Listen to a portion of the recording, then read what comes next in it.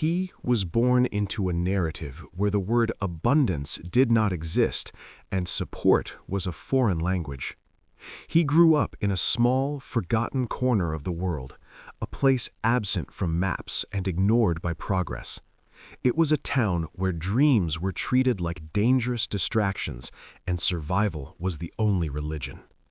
Here, a boy was raised with absolutely nothing. No generational wealth, no influential connections, and no safety net to catch him if he fell. The reality of destitution. His home was a testament to his struggle. It was small, broken, and weary. The roof was a sieve. Whenever it rained, the water didn't just drip, it poured, turning their floor into mud. The walls were weak and webbed with cracks, looking as though they were tired of standing upright. At night, the wind whistled through the gaps, carrying with it the biting cold and the constant nagging fear of collapse. This was not an environment where visionaries were born. This was a place where people were taught to lower their gaze and accept their limits. For him, poverty was not merely a temporary financial state. It was his skin. It was his identity. It was the air he breathed. His father was a man broken by circumstance, working odd jobs whenever the world allowed him to.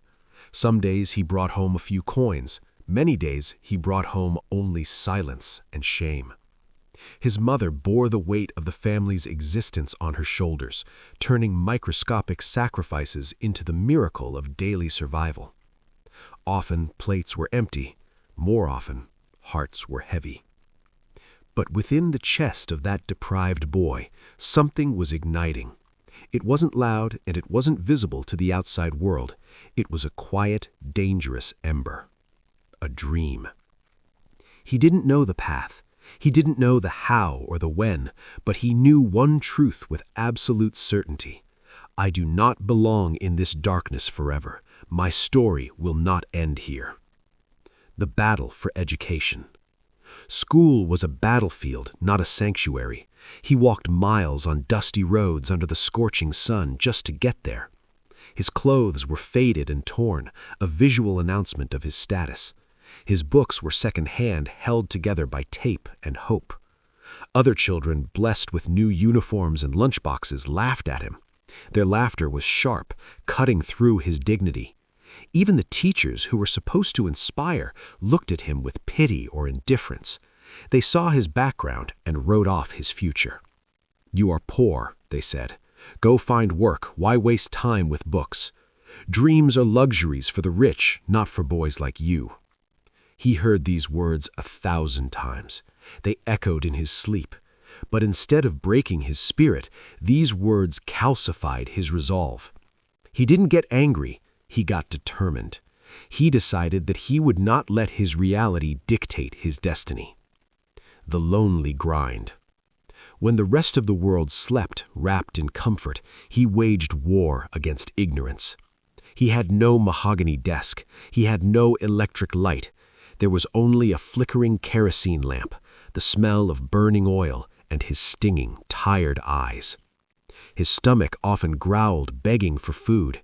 His body screamed for rest, but his dream was a demanding master. It required every ounce of his effort. There were nights he felt an overwhelming loneliness. No one stood in his corner. No mentor guided his steps. No cheerleader whispered, "You can do it." He was walking a tightrope over a canyon entirely alone. Yet he refused to step off. The ultimate test. Then life decided to test him further. The fragile financial state of his family collapsed completely. There was no money for food, let alone books. The dream had to be paused. Survival took the front seat. He was forced to leave his studies and enter the brutal world of manual labor. The hands that wanted to hold a pen were now forced to carry heavy sacks of cement. He cleaned filthy gutters. He carried loads that bent his young spine. His hands grew calloused and rough. His back ached with a pain that never truly went away. The neighbors whispered, "See, they told you. His dream is dead. He is just like us now." But they were wrong. They saw his dirty clothes, but they couldn't see his mind. Even while he was sweeping the floors, he was revising lessons in his head. Even while his body was breaking, his spirit was building. He failed many times during this period. Exams he couldn't pay for, interviews where he was rejected for his shabby appearance, opportunities that slipped through his fingers because he lacked a recommendation. Failure followed him like a loyal shadow. But in the depths of despair, he learned the most valuable lesson of his life. Failure is not the full stop. It is just a comma. It means you are still in the game.